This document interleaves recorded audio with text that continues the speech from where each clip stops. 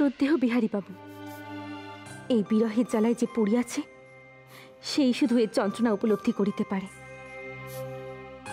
এমন করিয়া এই অভাগ্যকে সাজা দিবেন না। ভাগ্যে সেই চিঠি মহিন্দার হাতে পড়েনি, কিন্তু বিনোদিনী, কি হলো বিনোদিনীর? ও কি সত্যি আমার প্রতি দুর্বল হয়ে পড়েছে? মহিন্দা যদি জানতে পারে তাহলে তো কুরুক্ষেত্র বাঁধাবে। না, বিনোদিনীকে বোঝাতে হবে। বিনোদিনী যদি মন শক্ত না করে নিজেই বিপদে পড়বে। বিহারী,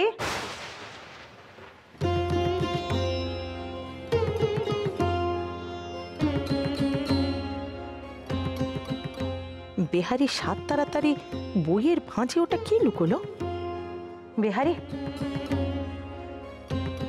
কাকিমা এসো, বউ ভাত মিটলো? সেসব তো কখনই মিটে গেছে।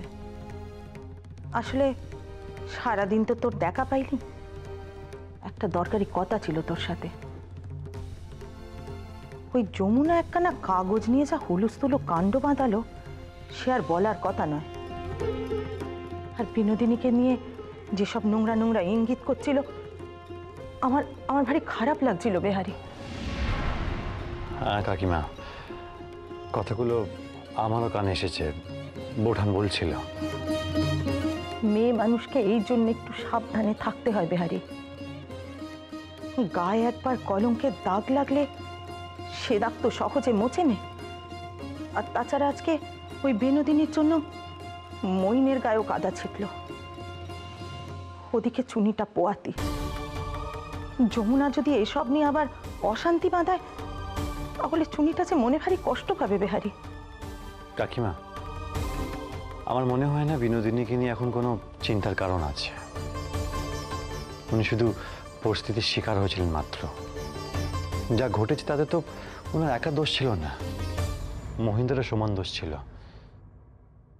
কিন্তু তুমি, মা, ছোট কাকিমা শুধু তার দোষটা দেখলে, তাকে এক ঘরে করে দিলে। অথচ এখন সব কিছু ভুলে গিয়ে কি সুন্দর এখন বৌঠানের যত্ন আত্তি করছেন। কজন এরকম করে বলো তো? বিনোদিনীর মতো একজন গুণী মহিলা সারা জীবন শুধু বঞ্চনার অবহেলা পেয়েছেন, নিজের উচিত প্রাপ্য কখনো পাননি।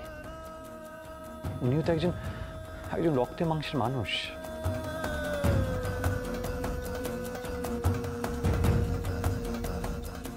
বিহারী বিহারী এই কথা বলছে, অথচ বিনোদিনী তো বিহারীর দু চোখের বিষ ছিল।